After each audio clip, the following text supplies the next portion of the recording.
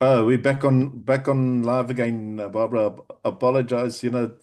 It's all got to do with technical issues, but you know what? As we It's life, learn, right? it's life, It's and it's life, how you adapt to it. And at the end of the day, 100%. and at the end And of the day, actually, Ron, it fits in perfectly to what we're discussing. yeah, How do we manage the frustration? And we're talking about journaling. We're talking about seeing for what it really is, the frustration. And how do we do that? Nobody teaches us how to get to the bottom of the frustration so that we can live into our better and better and better self. And as that recording became non existent, I was talking and showing you what happened to me yesterday. yeah, I had a terribly frustrating morning yesterday, and I was screaming. Well, I wasn't screaming in my head, I was screaming at myself for being this fool. Why couldn't I find my device that I'd put away so carefully, and now I couldn't find it? And I had an urgent process that I needed to use this device for, which I had left on a time frame that was running out. And I didn't know what to do with myself because I couldn't find this thing. So I went back into my journal and I wrote it out as I was feeling it. And I worked with it to the extent that all the frustration could be presented on a piece of paper. It doesn't have to be in words, it can be in diagrams. Whatever methodology you like to use for your expression, use it. Use it because it'll work in your favor. This is not about me prescribing to you. This is about you finding your own process.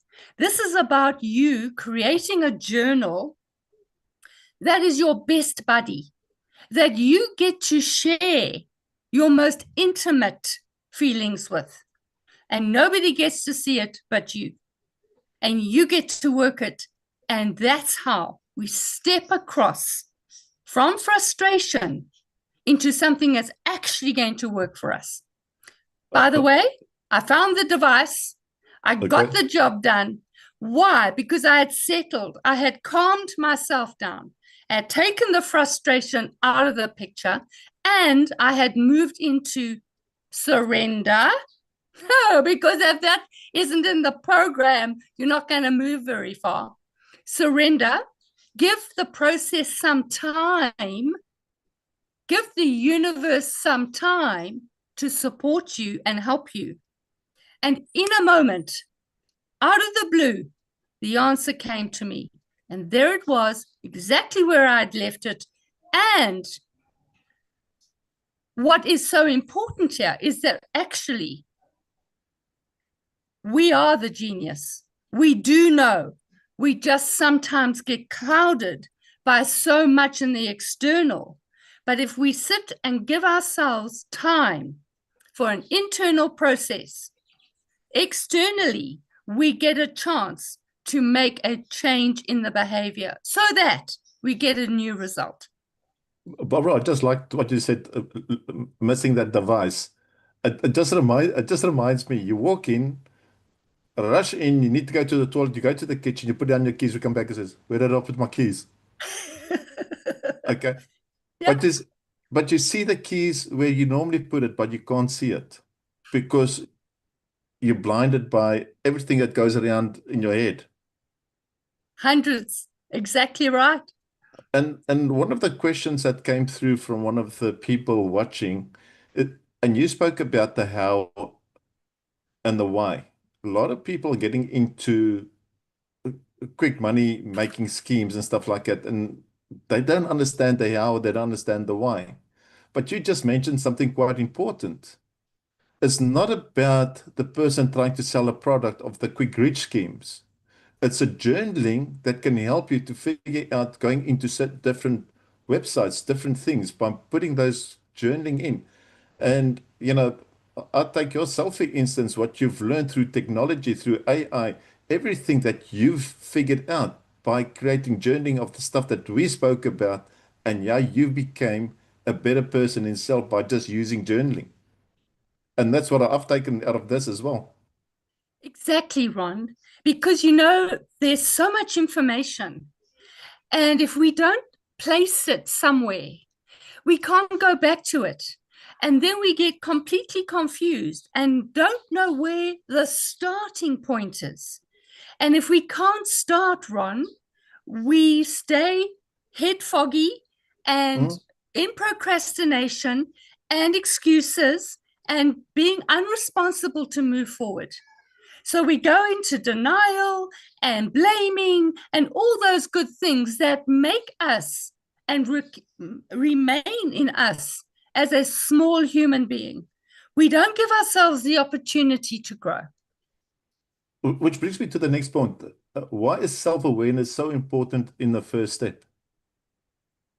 Oh my gosh, without it, you've got nothing. Because without self-awareness, you'll continue to do the same, the same, the same. It was Einstein who said the same, the same, the same is a form of insanity, because Mm. now we're expecting a new result, but we're doing the same, the same, the same. If we do not change the same, the same, the same, we end up having an unfulfilled life. We end up having not created purpose or meaning out of the same, the same, the same. The same, the same, the same creates frustration because we're trying to move forward, but we are stuck in a trajectory that is taking us where we don't want to be. But it's comfortable going in the trajectory because it's known. It's known. And so why would I want to get uncomfortable? Why would I want to start a new direction? Why would I want a new trajectory? But how do I do that? How do I get to that place of understanding, oh my word, it's me. It's me that's causing the problem. I'm in the way of me. I am the one who's responsible for the movement. You know what, Ron? Here's the interesting thing about that. It takes as much energy to change trajectory positively as it does to keep the same negative downward spiral. Crazy, isn't it? But we don't understand that it is us who is the power. We are the engine in the vehicle. We are the push forward. We are the ones who are responsible for getting going. Again, I come back to my point. We are not taught how. This little book helps us self-determine how. This is not about me prescribing. This is about you finding out for yourself. And Barbara just mentioned a couple of things which relates to a lot of things I'm working with. And one of the big things is what I've figured out is, and we just touched on it, as AI. People don't want to adapt AI because they think it's going to take their jobs away. But it's, people won't adapt of something new. At the end of the day, it's people don't want to move out of their comfort zone to be comfortable. To be comfortable, you'll always be uncomfortable because you'll always look for excuses. And that's where I see the biggest problem comes in, especially with the new technology that's out, the new people that's in, or the new kids on the block. I mean, I just look at the youngster there now. He comes from a fast home and he bought himself a 10 million rand or 10 million rand cars. But he's still focusing on the money, but not the opportunity. But he tells everybody the money, how much money he's making, but he doesn't tell people the how. So people giving him negative comments at the end of the day. But all he has to do is sit back and tell people, okay, this is what step by step is. Get your journaling book out and figure out what you want to do, because people are chasing chasing the money and not their purpose. And their purpose is the journaling side of things. That's the way I Well, see it. yes, you've got some points there of value, the thing is, we don't even know how to sit down and journal. Yeah. We don't know that piece. We're told, go and journal, but that's not enough. We got to have some guidance. And this little book helps with the guidance. And that's just one of 10 tools. When we make journaling a day-by-day processing sacred space, we get to see in ourselves, because we are growing day by day, and journaling is the water and it's the sunshine. We have the job of breaking forth from our comfort zone. Yes, getting a bit uncomfortable. You know, the analogy I love to use, and I grow avo seeds in my home because I love the tenacity that avo seeds show us, where they have to break not only the shell, but themselves in half in order for them to make a shoot upwards and root downwards. That tenacity, that place of unknown life force is what journaling brings to us. No, 100%, Barbara, which brings me to a point which I just wrote down now. Can you give me an example of how someone noticed their inner genius? So this is what I like to do with that. I like to do circles around words that I've written in my journal. So understand the technology here. The brain is fighting us. It wants to keep us small. The subconscious mind is available, but we don't know how to access it. The journaling is a methodology. The ability for us to see, the ability for us to produce the genius is in the seriousness, for want of another word, of journaling. In other words, the consistency and commitment to journaling as a practice that you believe in and that you will do daily. Because in that repetitive, ongoing motion of I am serious about who I am as a human being, the brain comes to a space where it says, oh, flip, she is serious. So best I give her something. So the brain, this is simple language, okay?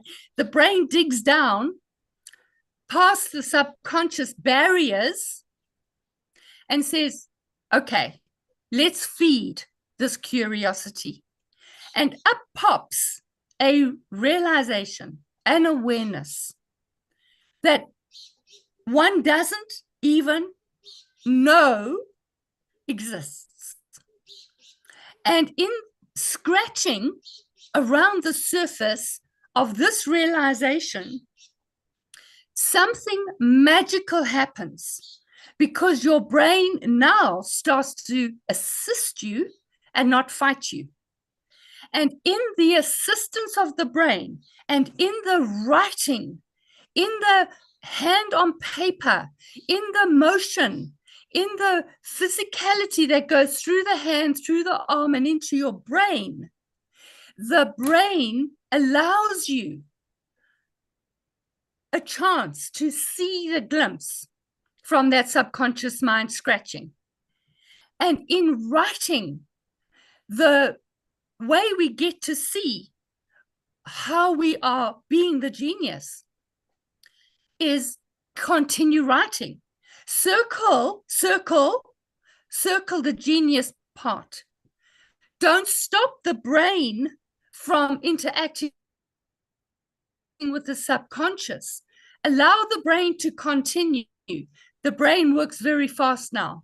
The hand doesn't write very easily. There's a technique for me to teach in that way of creating a better coherence between the fastness of the brain and the subconscious. And it is in the flow that you want to stay in the flow.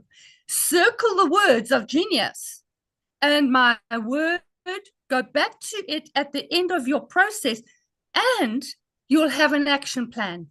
And that is how people see that there's this connection now between the subconscious and the conscious, that the brain is awakened, that the subconscious is releasing, and it's landing in the journal.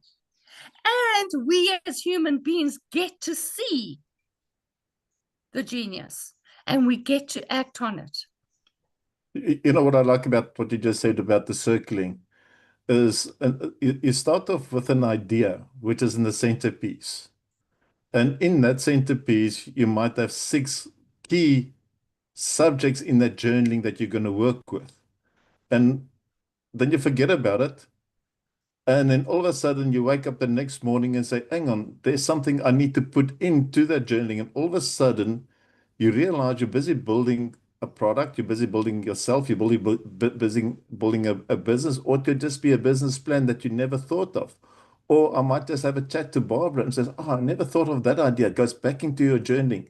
So sometimes you have to have that little black book by you to put those keynotes in.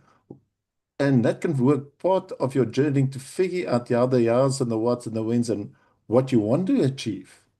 And I think, which brings me to point 6, which says, how do you guide people to start seeing patterns in themselves?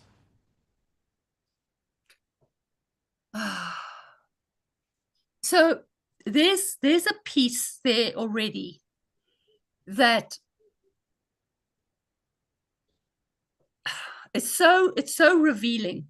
Okay, journaling is so revealing that I've actually put together what I call a schedule it my life plan. And I don't have a copy right here, but I can show you mine. So because I advocate this, I do it myself. You see, Ron, you can't be a teacher and not do what you say is important for others. So I do what I talk about. I walk the talk. Here's mine. It's on my desk, and every day I tick off the boxes. And the boxes are whatever is pertinent in your day, in your week, in your month for you to achieve.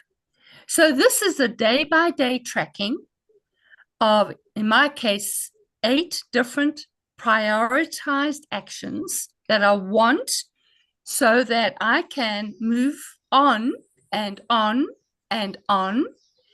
And by the end of the month, I'll have a pattern of what I have been doing and what I have not been doing. For at the end of the month, we get to see the pattern, and we get to see for ourselves our own realizations of what we step into and what we are procrastinating about. So our listeners, if they are happy to email me with their name and their cell and their email address, I would be happy to share that with them.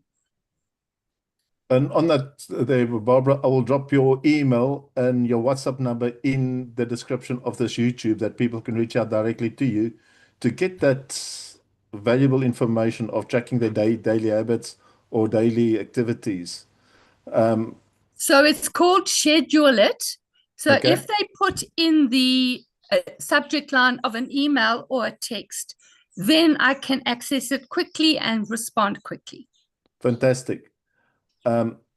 Which brings me to another point. What role does reflection play in knowing yourself? Journaling is about reflection. Journaling is about having a personal relationship with yourself. So so many of the philosophies, religions of the world tell us, know thyself. It is only with reflection that we can actually scratch the surface of the subconscious mind, and consistency and commitment takes that level further and further and further down. And I'm talking about not just our own lives. Ron, we have up to 7 generations of DNA in our own being, which impacts the way we think. It impacts the way we feel, our beliefs. It impacts our habits. It impacts our relationships with money, with family. It impacts our contribution to life. It impacts our whole soul. And in fact, on that note, Ron, I even wrote a book, my next book. We will talk about this another time. But Wimp to Warrior talks about the impact that life has on us and that we need to address. We need to know our whole self, the 8 dimensions of self. If we do not know thyself, we don't get to stand in our uniqueness, nor in our true self, nor in our unique happiness. Simple as that. Barbara, you just mentioned something important. It was just something that triggered me, and I'm going to go back to 2016 when we done the eight dimensions of life. And I can always remember the one what we spoke about, understanding self and self-love, and how to, if you can't help love yourself, how can you love others? Because you first have to do, as you said, you have to do what you're supposed to do.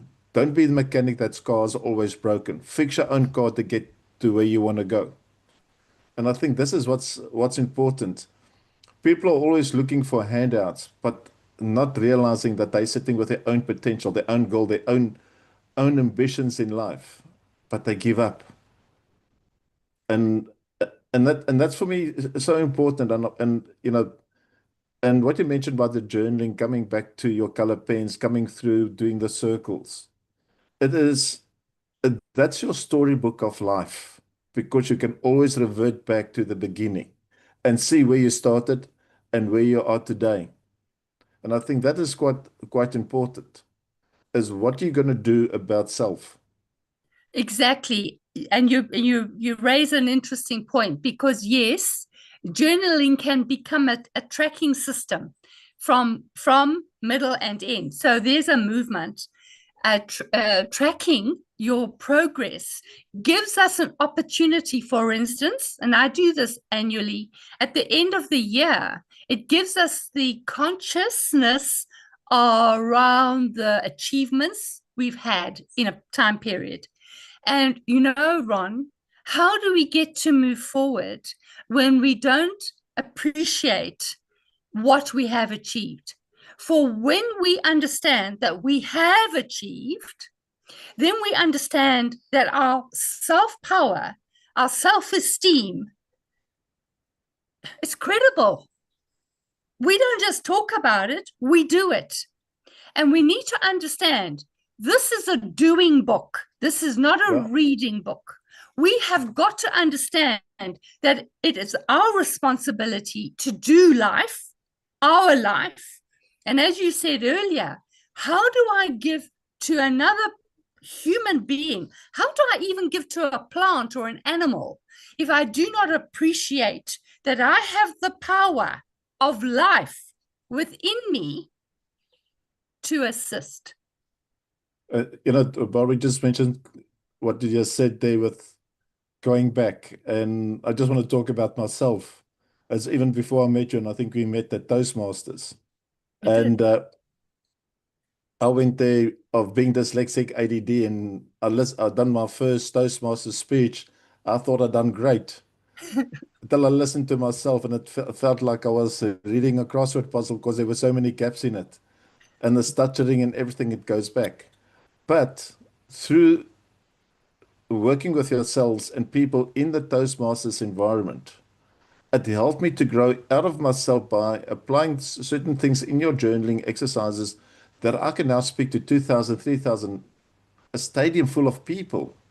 But you have to start somewhere. And somewhere it starts with that first circle in your journaling and figuring out what is your wins and what is your challenges. And I think, which brings me back to the how can I understand your subconscious that changes your life?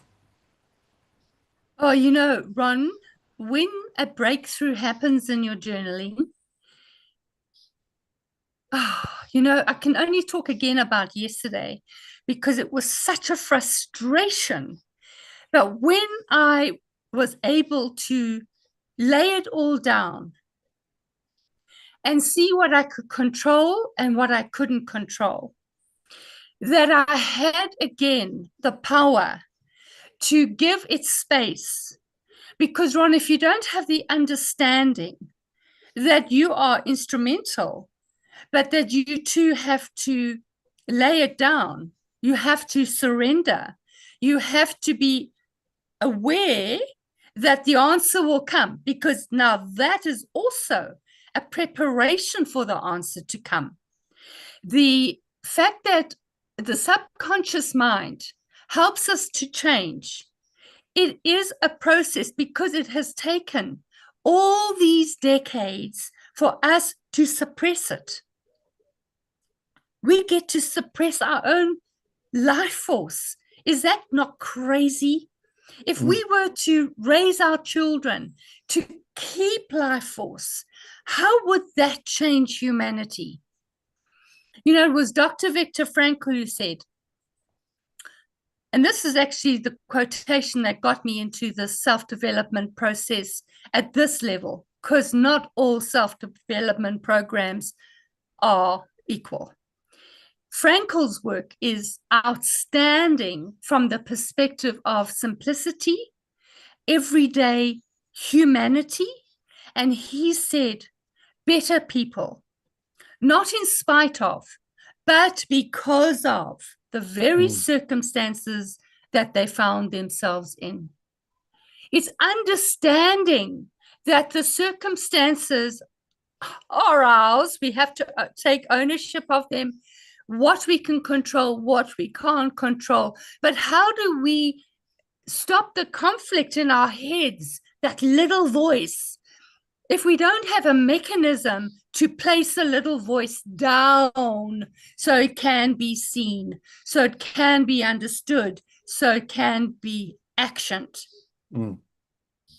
So, and I think that's where one of the biggest problem comes in, is if you look at Viktor Frankl, if you can maybe just explain to the people who Viktor Frankl is and where he comes from and why it's so important. Oh, thank you. Absolutely. Dr. Viktor Frankl was a neurologist and a psychiatrist.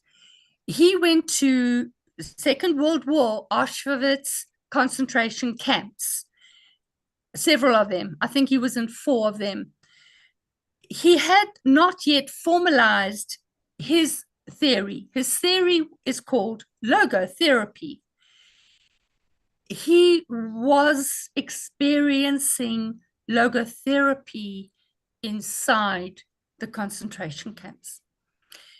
And his concept at the end of that experience was crazy the circumstances that they found themselves in, concentration camps, Second World War, with the enemy, no food, no housing, no sanitation, no water, but forced into labor 12, 14 hours a day. He said that some of those people came out of the concentration camp experience better human beings for having had that experience. Oh, my word. When I found that peace, I knew that Frankel's work would be the cornerstone, the center, in fact, of the work that I do in people development. Ron, I have an honorary doctorate for lifelong learning. Frankel has, for all the years of learning, Frankel has become center stage because his philosophy is one of finding meaning, finding purpose, and therefore finding personal fulfillment. No matter what the circumstance, no matter what the age of the person, no matter what the culture or gender. Which brings me to another point that says, what's one common challenge people face in the step? Consistency. Consistency. We don't take it seriously enough. And it is a process, Ron. And depending on how you feel uncomfortable, we have to break through the ceiling of uncomfortable. If we are committed to breaking through the ceiling of uncomfortable, we get to, within maybe a couple of weeks, depending on the level already of our own awareness, we get to break through. And the brain takes us seriously, and the release of decades of submission does open up, and the brain is given the opportunity of time and effort to dig. And when we get to dig, just like a garden, Ron, when it's full of weeds and hard and unnourished, that digging is hard.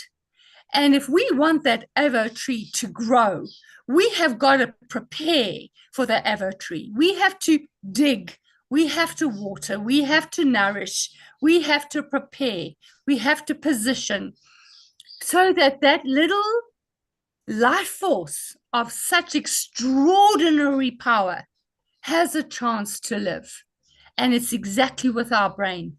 Because when the avo breaks through, when the avo of consciousness breaks through, the potential is magnificent for years and years of fruiting and shade and nesting, and so many consequences of the breakthrough.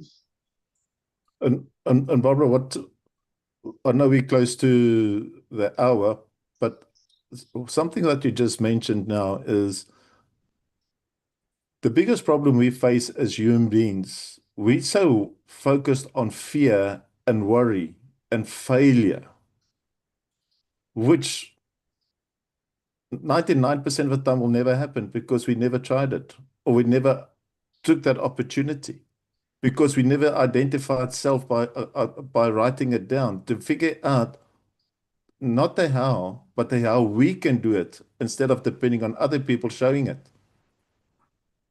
Yes, exactly. When we take responsibility of me being a powerful human being, and that I'm here on this earth at this time with these people, with these circumstances, to make a difference, be it small, be it big. But let me tell you, Ron, it always starts with something small that will eventually become big and impactful. And we are in that position to assist other people once we get the process, once we get to believe in ourselves, once we stand in self-esteem, knowing that we know. And which comes back to one thing, and I don't know if you can agree with me, is 99% of people don't even know what their purpose is. Absolutely. Because we're not taught that. We're not given the big, bold language, just in case we get too big and too bold in comparison with other people. People are in fear. Absolutely. Because we're so worried what other people is going to say. We're so worried about what social media is going to say. But if you're going to be honest with yourself, and like I said, and I'm going to mention quite an interesting story. I was at a New Year's evening, and there was a couple of people. I'm new to the group of friends, and I don't know how it came up, and they spoke about dyslexia and ADD, and I says, well, this is a subject I love. I'm ADD and I'm dyslexic. All of a sudden, there was a girl, I think in her early 20s, who's dyslexic, but just studying further. And all of a sudden, the attention was focused on me because everybody's too fear to speak out.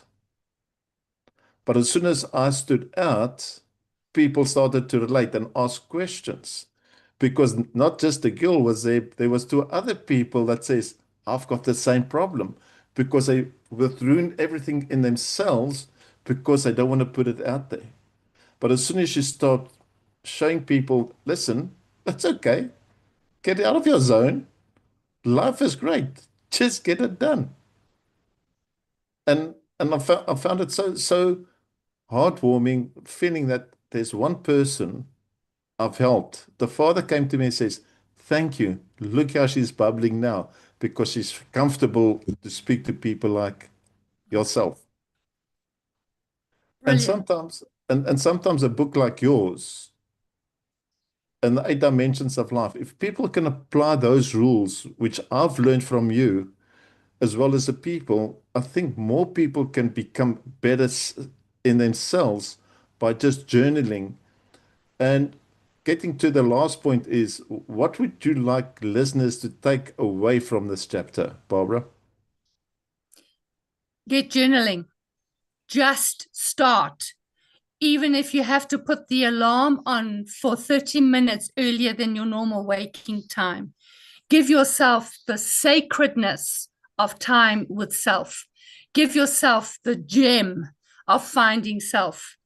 Give yourself the opportunity of feeling good in your skin and coming into the world with a huge, a better, a bigger, a bolder contribution.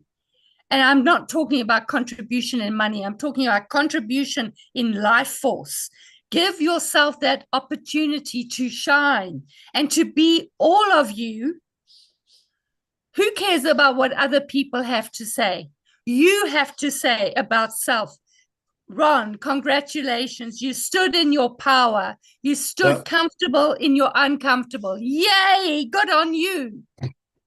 now Barbara, 100%. And uh, what I want to say is our next episode is chapter 2, which leads into what you just said, finding self. And it's going to be very important to come and listen. So remember, next week, Wednesday, 9 p.m. South African time, 6 p.m. UK time, Ron, it's 9 a.m.